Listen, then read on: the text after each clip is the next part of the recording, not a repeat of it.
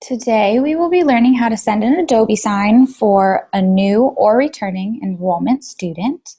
As a quick overview, we can see this page. We will be converting a lead, creating the enrollment within that conversion, with setting pricing, start and end dates, and all other miscellaneous things that are required to start a new enrollment.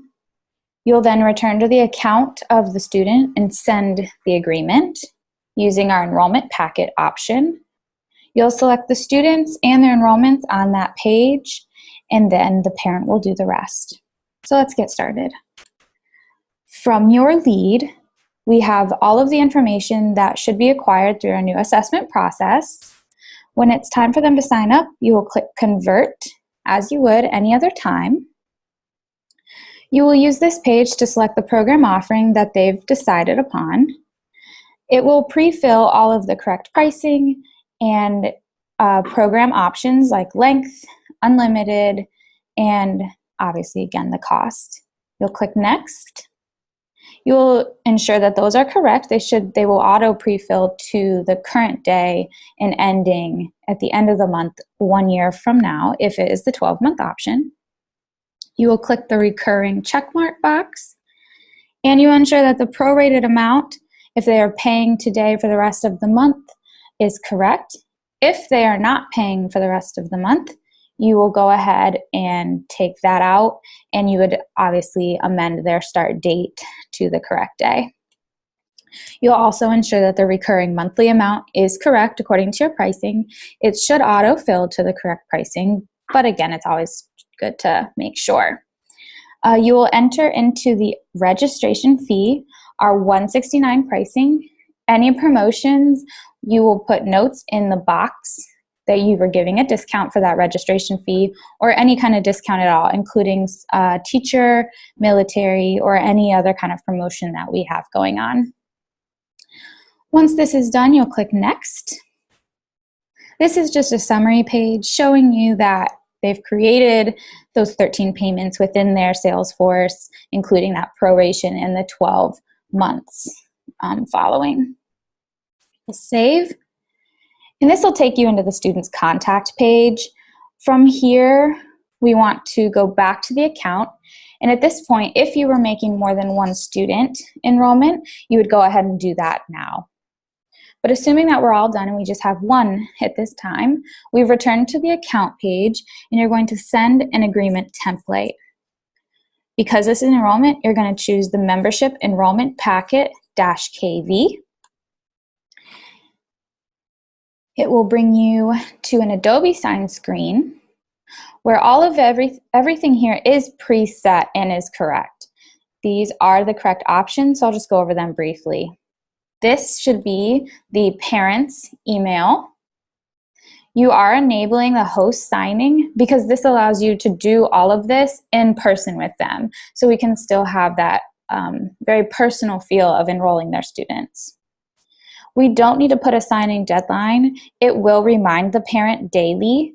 And if for some reason they don't complete the document in person with you, it would remind them daily to make sure they get that back to us. Here this is a very important field. We will be selecting the student's name. This screen will pop up and it will automatically pull up your most recent students. If for some reason it does not, you will be able to search for the student. So that is student one. Again, if there was 2, 3, or 4 students, you would be selecting each of those. And then, as I wait for it to load, you will select the enrollment for student 1. So it should filter to that correct student 1 and to their most recent enrollment, but just make sure that you're selecting the correct one. This is how we're going to get all of that recurring pricing and everything into the document. From here, we're going to send for signature. At this point, you could turn your computer to the parent. So from here, the power is now at the parent. You will just turn your computer to them, and so you can go through this with them point by point, but everything is pretty much pre-filled except for where their signature is required because we've used that new assessment process to automatically get all the information. So it shows their monthly recurring, today's total as well. And then you can go through point by point, just as you do currently through our Mathnasium policies and student policies. So you can go through them as they initial, just as you would with your printed enrollment packets like you're used to. They'll then sign at the bottom of this page.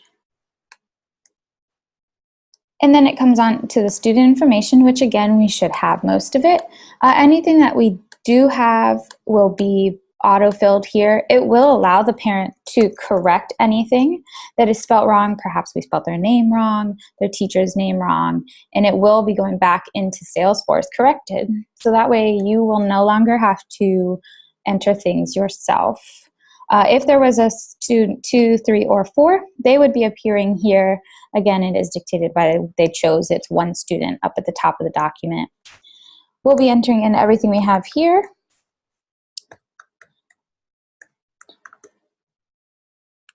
So that way we can have that all in their Salesforce account. If we have that all information, or if they have a home phone or a second guardian or emergency contact that they would like to have on file, this is their opportunity to do so. We also want them to choose all options that apply to how they heard about Mathnasium so that we can tailor our marketing efforts in the future. Then we come to payment information, where we have selected ACH as our preferred payment option. So they do have the option to pay by credit card. They will just need to click this box, and it will bring up the credit card payment options.